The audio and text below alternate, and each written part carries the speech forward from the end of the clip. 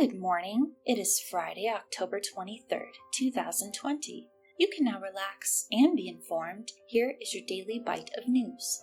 On Thursday, a judge upheld the second-degree murder and manslaughter charges against former Minneapolis police officer Derek Chauvin in connection to the death of George Floyd in May. Hennepin County Judge Peter A. Cahill granted part of the defense's motion and dropped the third-degree murder charge against Chauvin. Cahill also denied motions to dismiss the charges against the other three officers present when Chauvin was captured on video pressing his knee onto a handcuffed Floyd's neck for nearly 9 minutes before his death in custody. Currently, all four men are scheduled to face trial together in March, but the judge is weighing a request to have them tried separately.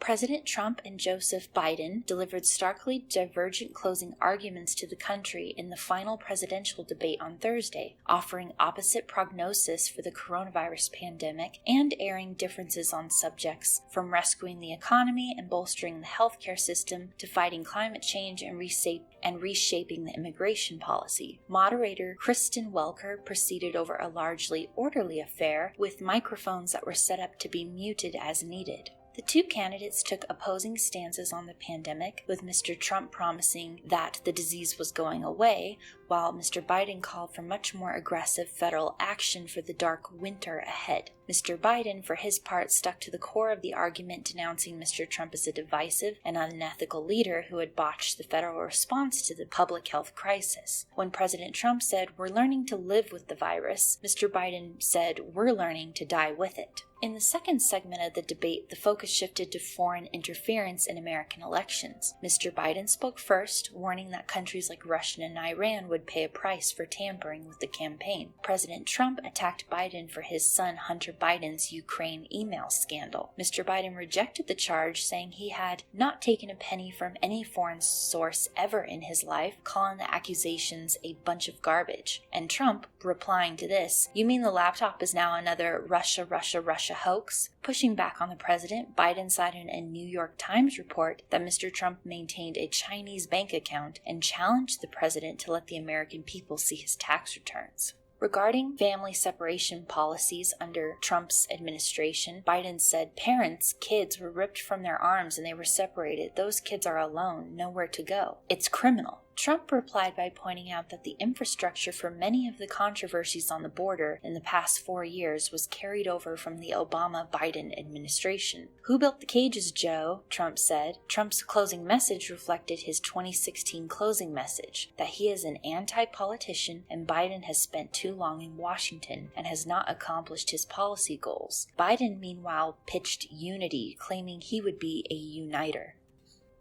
U.S. immigration officers allegedly tortured Cameroonian asylum seekers to force them to sign their own deportation orders in what lawyers and activists describe as a brutal scramble to fly African migrants out of the country in the run-up to the presidential elections. According to multiple accounts, detainees were threatened, choked, beaten, pepper-sprayed, and threatened with more violence to make them sign. Several were put in handcuffs by Immigration and Customs Enforcement ICE officers, and their fingerprints were taken forcibly in place of a signature on documents called stipulated orders of removal, by which the asylum seekers waived their rights to further immigration hearings and accept deportation. Many of the Cameroonian migrants in the Mississippi Detention Center refused to sign, fearing death at the hands of Cameroonian government forces responsible for widespread civilian killings, and because they had asylum hearings pending. A plane carrying 60 Cameroonian and 28 Congolese asylum seekers was quietly flown out of Fort Worth Alliance Airport in Texas on the 13th of October to deliver them to their home countries. The charter plane did not release a flight plan, but it was tracked by immigration rights group Witness at the Border, which said it stopped in Senegal, Cameroon, the Democratic Republic of Congo, and then Kenya before flying back to Texas. The reality is that ICE operates in the shadows. They thrive in secrecy, said Christina Feilhaus, Idaho, executive director of an advocacy group, Freedom for Immigrants, FFI. We know that the U.S. government is deporting key witnesses in an effort to silence survivors and absolve ICE of legal liability. An ICE spokeswoman, Sarah Loisano, confirmed that a formal complaint over use of force against the Cameroonian detainees had been submitted to the DHS Inspector General. Cameroonians are routinely denied asylum or parole in the U.S. immigration court system, which is run by the Justice Department.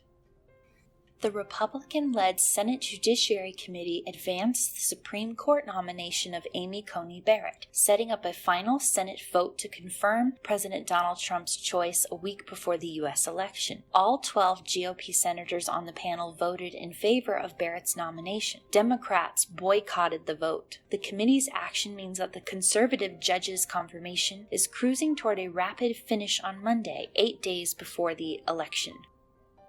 In Chicago, the mayor announced Thursday that some businesses will have to close by 10 p.m., and residents are asked to limit gatherings to 6 people as the number of newly confirmed coronavirus cases continues to rise. Mayor Lori Lightfoot announced that bars without food licenses must stop serving customers indoors, and liquor sales citywide must end at 9 p.m. The curfew doesn't apply to grocery stores, pharmacies, gas stations, and other essential businesses. The new mandate goes into effect today, Friday. Some restaurants and bars in Illinois are promising to stay open despite threats from Illinois Governor Pritzker to shut down establishments that don't follow guidelines and closure orders. These restaurants say they're committed to following CDC guidelines while defying the closure orders. Unless the state of Illinois takes a more reasonable approach to mitigation, thousands of restaurants are at risk of permanent closure, Illinois Restaurant Association President Sam Toya said in a statement Thursday. Coronavirus cases are surging in certain parts of the state, as the Department of Health announced 4,942 new cases on Thursday, a single-day record. Uber Technologies Incorporated and Lyft Incorporated face the gravest threat yet to their business models after an appeals court ruled they must treat their drivers in California as employees instead of as independent contractors, according to Assembly Bill 5. The bombshell decision Thursday comes less than 2 weeks before an election in which the ride-hailing companies are counting on voters to approve a ballot measure called Proposition 22 that would partially exempt them from the labor law at issue in the legal fight. If the vote doesn't go their way, Uber and Lyft are threatening to shut down in their home state. Lyft said it would be considering an appeal to the California Supreme Court. Gig Workers Rising, an organization representing some drivers, called the court's decision a huge victory. First the state legislature, then the governor, and now the courts have all agreed that drivers are employees under state law, and Proposition 22 is nothing more than an attempt by multi-billion-dollar gig companies to undo that recognition, the group said in an emailed statement.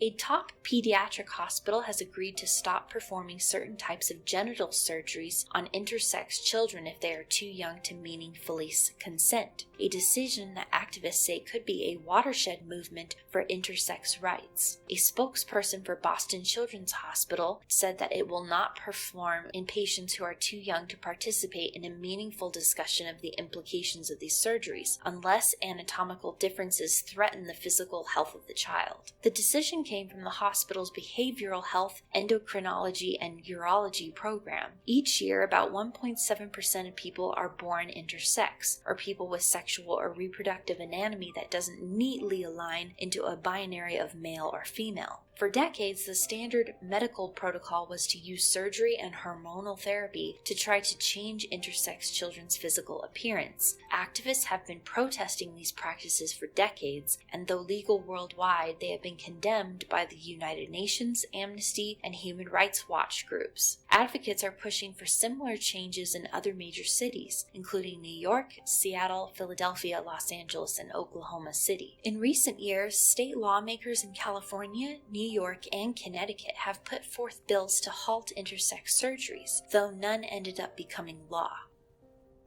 More than 400 pages of deposition transcripts have been unsealed in a defamation case involving Jeffrey Epstein's ex-girlfriend, Ghislaine Maxwell, which were released on Thursday morning following a Tuesday court order. Included among the documents released was Virginia Giuffre's attorney's May 2016 motion to the court to compel Maxwell to answer certain questions that she avoided during the deposition. The trio wrote that Maxwell refused to answer questions, such as those regarding what the alleged massage therapists were doing at Jeffrey Epstein's house and the sexual nature of those massages, and also refused to speak to her own experience giving Epstein massages, court papers show. Maxwell denies having ever given a massage to Epstein with a female under the age of 18. Maxwell says her job with Epstein including hiring many people. "I hired all sorts of people," she says, according to the papers. "In the course, and a very small part of my job was from time to time to find adult professional massage therapists for Jeffrey." She later contradicts herself, saying she did not hire people, Epstein did. The lightly redacted transcripts often include Maxwell's statements describing Virginia Giuffre's claims as lies, at one point calling Giuffre just an awful fantasist.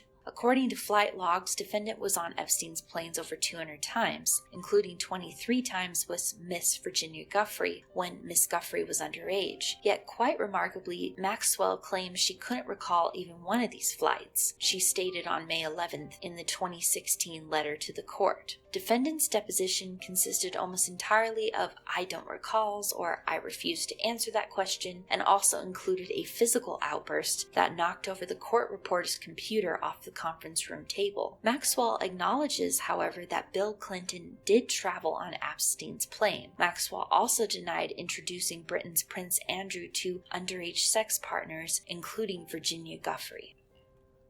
3 years into the global #2 movement, women who say they have been sexually assaulted are, against all odds, going public in the Islamic Republic of Iran. The movement's reach inside Iran gained momentum in late August after allegations aired on Iranian social media against more than 100 men, including a giant e-commerce company's former star manager, a prominent sociology professor, and the owner of a popular bookstore. But the highest profile person to face such allegations so far is a nearly 80-year-old internationally acclaimed artist named Aydin Akbashlu with ties to the ruling elite. 13 women in interviews with the New York Times accused the artist of sexual misconduct over a 30-year span. 19 described him as the Harvey Weinstein of Iran, elevating or destroying careers of women depending on their receptiveness to his advances. Mr. Aydin declined request for an interview but strenuously denied wrongdoing, and according to his lawyer has already taken legal action against one accuser. The willingness by women who say they were victims to share their stories in Iran more openly is a groundbreaking shift in Iran's conservative society. How the authorities treat the perpetrators and victims has become a test of the movement's durability in Iran, a country of more than 80 million people. The fallout in Iran is only beginning to unfold, but there are signs that the male-controlled power structure has started to respond to accusations. Tehran's police chief announced in October that the bookstore owner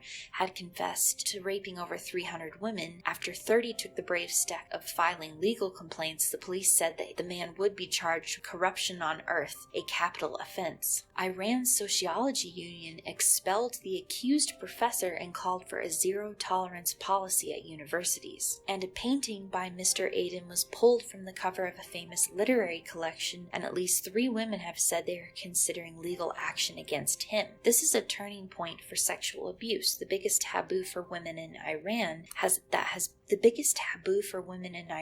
been sex and sexual abuse, said Elnaz Mohammadi, 33-year-old co-founder of DBON Azar, or Abuse Watch, an education and advocacy group in Tehran. Some Iranian women's rights activists say significant challenges hinder #MeToo cases. If an accuser fails to meet the high standard of proof for rape, she can then be accused of adultery. A woman who is a victim can quickly turn into a criminal if she can't prove it, said Shadi Sadir, a prominent Iranian lawyer and human rights advocate based in London. When she testifies, she is testifying against herself as well. Still, more women are asking how to bring charges. You cannot hide this crime happening over and over and over in our society, said Ms. Layla Rahimi, a Tehran lawyer. Both for women and men, silence does not improve things. In Beirut, Lebanon, despite a public outcry for change, Lebanon's president has tapped Saad Hariri, the embattled former prime minister who stepped down late last year amid anti-government protests, to again try to form a government. Mr. Hariri, who left office amid multiple crises for his country, which was tethered on economic collapse, received the mandate after garnering enough support from Parliament on Thursday. Lena Khatib, the head of the Middle East and North African program at Chatham House, the British International Policy Institute, said that Mr. Harari's being tapped again for the role was no surprise after his successor, Hassan Diab, stepped down and the Prime Minister-designate, Mustafa Adib, was then unable to form a government. The irony in Harari's nomination now is that it takes Lebanon back to square one, Ms. Khatib said. Just over a year after the start of the protests in Lebanon, the country finds itself with the same prime minister who was ousted by protesters, making the kinds of promises that he had made in the immediate aftermath of the protests and failed to implement back then. While Mr. Hariri's opportunity to form a government comes with little promise to rescue the country from collapse, some Beirut residents say it is better to have a dysfunctional government than none at all. A United States Marine Corps helicopter crew chief, going by the alias Josh, has accused Australian Special Forces of shooting dead one of 7 bound Afghan prisoners in 2012 because there was only space for 6 on the U.S. aircraft due to collect them. The Marine Corps chief Josh flew 159 combat missions for the Marine Corps Light Attack Helicopter Squadron 469. The raid was part of a broader joint Australian Special Forces U.S. Drug Enforcement Administration campaign targeting drug operations financing the Taliban. He recalled an incident where Australian commandos called for the U.S. aircraft to pick them up and 7 prisoners. The pilot said, "That's too many people, we can't carry that many passengers." And you just heard this silence, and then we heard a pop. And then they said, "Okay, we have 6 prisoners." Josh said it was apparent to everybody involved in that mission that they had just killed a prisoner. This isn't like a heat-of-the-moment call where you're trying to make a decision. It was a very deliberate decision to break the rules of war, Josh said about the incident. Josh said that in an earlier mission that year that another Marine witnessed Australian commandos shoot dead an unarmed man sitting on a wall nearby after they had landed. It is unclear if the latest allegation is being examined by the investigation into alleged Australian war crimes in Afghanistan, which had been underway for several months, the findings of which are expected soon. Well, that will do for our news today. If you would like to read up on any of our topics, please see our description below for sources. Subscribe to receive a daily news update. Thank you for listening.